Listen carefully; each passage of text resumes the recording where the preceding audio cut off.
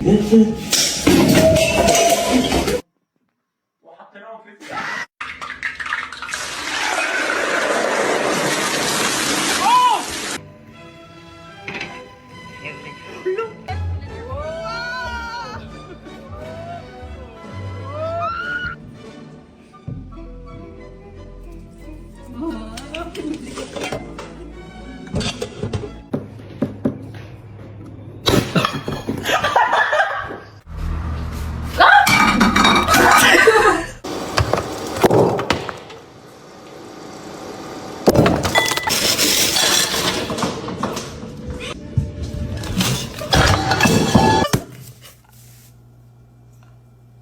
my gosh, what do I do? Chips, waffles, and fish fingers.